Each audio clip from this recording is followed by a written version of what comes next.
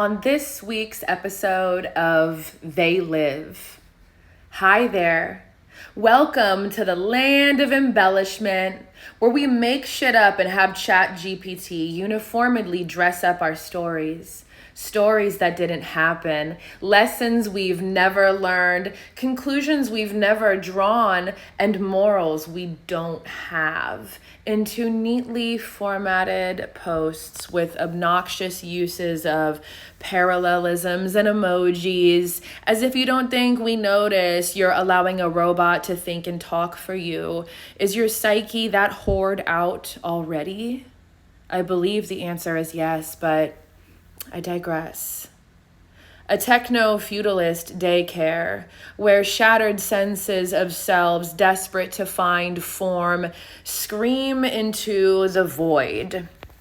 On a manic quest for attention, micro-influence, hashtag thought leader in the profile header as they send you a request for connection.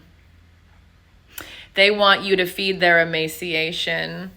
And if you're really unlucky, they also want your money. How did I ever end up here? More importantly, how do I get out? I just wanted to have enough money to put a roof over my head and never again have I can't afford gas be the reason why I couldn't leave an abusive situation. But I can no longer afford this. What a predicament. How many hours, now years of my life have I given to build someone else's vision, someone else's mortgage, and a second house down payment? I've forgotten who I am because I can't stop staring into the bottomless pit of demoralization.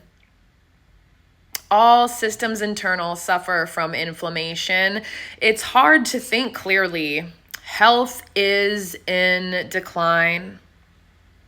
What do you do when the outstretched hand that you thought was there simply to hold yours passes on the generational curse that you never fucking asked for?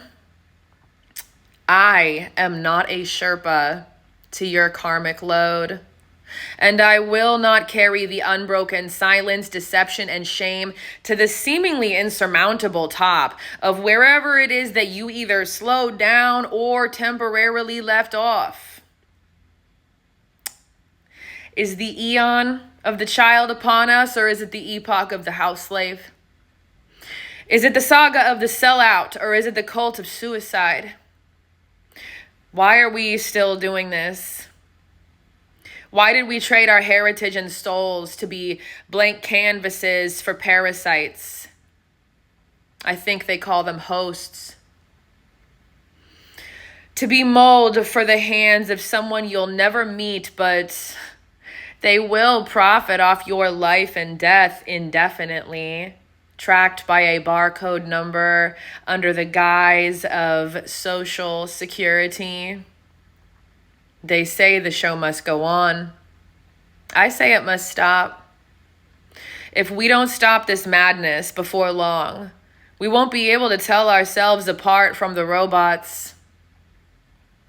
He told me in private that he saw the suicide of humanity in the omens in the sky. Suicides are on the rise, but he was pointing to AI. I've tried to show that this is so far beyond politics, and I have posited on what it is to be human while I watch them laugh at scores of dead children, washed away in a suspect Texas flood, brought to you by Rainmaker Incorporated, with a government contract paid by taxpayers and NextRad, aka stratospheric aerosol injection and ionospheric heating. We call that geoengineering. And they laugh. Ha ha, all those kids are dead. Ha ha, everyone lost everything. I am so justified in my sociopathy because the state where the atrocities are is red. And it's funny because those children aren't even old enough to vote. And it's funny because Voting is nothing more than engineered theatrics at most. To think it actually means something is peak peasant.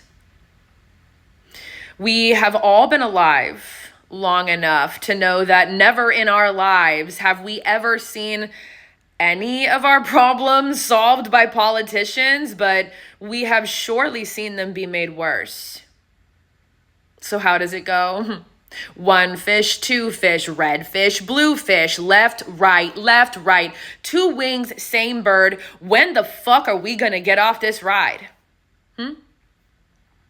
So the fact that we would be relishing in the death of our fellow humans tells me that many among us are no longer human at all. And perhaps, at least in part, we have arrived at the point of capitulation. And by the same breath, when the wildfires engulfed Los Angeles, plenty of people on the other imaginary side cheered that on too. All because the state was blue. Why are we doing this? We are in here like schizoid rodents, eating each other alive. People are so lonely they are physically dying. They say isolation is now akin to half a pack a day of smoking. We've got hundreds of thousands of followers, but no one to help us move a couch. A quote from the Functional Melancholic. Word. Well, this ain't it. I want to be free. Being alive appears to cost too much money. I wonder what the cost is of recouping our empathy, of recouping our humanity.